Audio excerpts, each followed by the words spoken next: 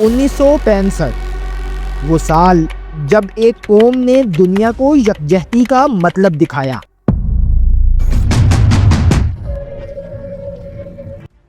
6 سپتمبر 1965 کی صبح لاہور کی فضاؤں میں گولوں کی گرج، لیکن دلوں میں ایمان کی روشنی۔ دشمن نے حملہ تو کیا، مگر اسے اندازہ نہیں تھا کہ جس ملک کی طرف وہ بڑھ رہا ہے وہ صرف ایک ملک نہیں، ایک جذبہ ہے، ایمان و اتحاد کا جذبہ۔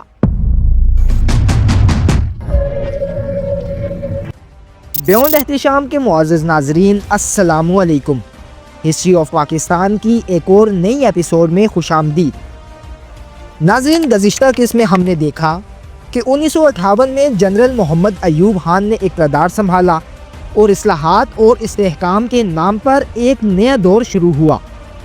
ملک ترقی کے سفر پر نکلا، صنعتیں بڑھیں، شہر آباد ہوئے اور دنیا نے پاکستان کو ابھرتی ہوئی معیشت کے طور پر تسلیم کیا۔ مگر مشرقی سرحد پر فضا بدلنے لگی تھی۔ بھارت نے کشمیر کے مسئلے پر دباؤ اور اشتعال انگیزی تیز کر دی تھی۔ اس قسط میں ہم بات کریں گے اس جنگ کی جسے پاکستانی تاریخ عزم و حوصلے کی جنگ کہتی ہے۔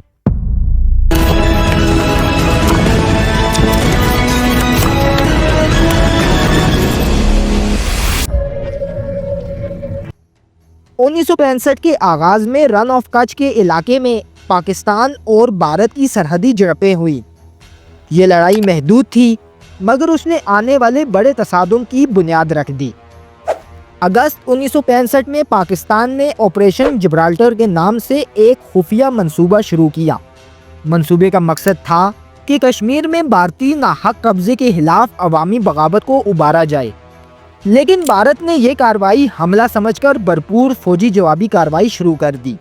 6 سپتمبر 1965 بھارتی فوج نے اچانک لاہور اور سیالکوٹ کی سرحدوں پر حملہ کر دیا۔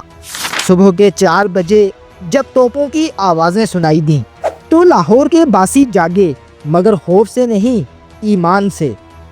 ہر گلی، ہر محلے میں لوگ فوج کے لیے نکل آئے۔ پاکستانی فوج نے دشمن کو روکنے کے لیے ہر محاذ پر جان ہتھیلی پر رکھ لی۔ بریگیڈیئر عظمت حیات، میجر شبیر شریف اور سینکڑوں جوانوں نے وہ کردار ادا کیا جس نے قوم کو ہمیشہ کے لیے سرخرو کر دیا۔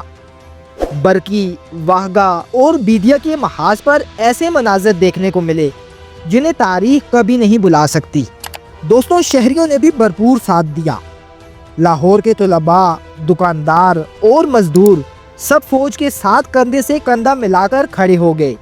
لاہور کی گلیاں مورچوں میں بدل گئیں اور 6 ستمبر یوم دفاع کے طور پر تاریخ میں ہمیشہ کے لیے درج ہو گیا۔ ناظرین، زمینی جنگ کے ساتھ ساتھ فضاؤں میں بھی ایک تاریخی داستان لکھی جا رہی تھی۔ ایم عالم، ایک ایسا نام جس نے دنیا کے ریکارڈ توڑ دیے۔ صرف 1 منٹ میں 5 بھارتی طیارے مار گرائے۔ ان کے ساتھ ساتھ ایئر مارشل نور خان اور دوسرے پائلٹس نے بھی پاکستان ایئر فورس کی شان بڑھا دی۔ اس وقت پوری قوم ایک نعرے میں متحد تھی: پاکستان زندہ باد۔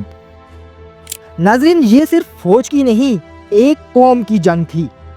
خواتین نے زیورات عطیہ کیے، طلباء نے خون دیا اور مساجد میں رات دن دعائیں جاری رہیں۔ لاہور کے محاذ پر میجر عزیز بٹی نے 6 دن تک دشمن کے حملوں کا مقابلہ کیا، حتیٰ کہ شہادت کو گلے لگا لیا۔ ریڈیو پاکستان سے آواز گونجی کہ پاک فوج کے جوانوں نے اپنی جانیں وطن پر نچھاور کر دیں، پر دشمن کو لاہور کے دروازے سے آگے نہ بڑھنے دیا۔ دوستوں، اس جنگ میں بھارت کی تقریباً 3000 سے 3500 فوجی ہلاک ہوئے، لگ بھگ 9000 سے 10000 زخمی، تقریباً 400 سے 500 ٹینک تباہ اور 75 سے زائد طیارے تباہ ہوئے، جبکہ پاکستان کے تقریباً 1800 سے 2000 فوجی شہید اور لگ بھگ 3000 سے 4000 فوجی زخمی ہوئے۔ جنگ 17 دن جاری رہی، لیکن پھر دونوں ملکوں نے اقوام متحدہ کی کوششوں سے جنگ بندی پر اتفاق کیا۔ دوستوں، اقوام متحدہ کی جنگ بندی کے بعد عالمی مبصرین نے یہ تسلیم کیا کہ دونوں ملکوں کے درمیان فوجی برتری کا توازن پاکستان کے حق میں رہا۔ بھارتی افواج لاہور اور سیالکوٹ پر قبضہ کرنے میں ناکام رہیں، جبکہ پاکستان نے کشمیر کے کئی محاذوں پر علاقائی برتری حاصل کی۔ پاکستان نے اپنی بقا، اپنی غیرت اور اپنی شناخت دنیا پر ثابت کر دی، مگر جنگ کے بعد حالات بدلنے لگے۔ جیت کے نعروں کے پیچھے اقتصادی دباؤ، مشرقی پاکستان کی بے چینی اور سیاسی اختلافات جنم لینے لگے۔ ایوب خان کے خلاف عوامی رد عمل بڑھنے لگا اور جلد ہی ملک ایک نئی سیاسی آندھی کی طرف بڑھ رہا تھا، ایک ایسی آندھی جس کا انجام 1969 کی تحریک اور 1971 کے سانحے میں ہوا۔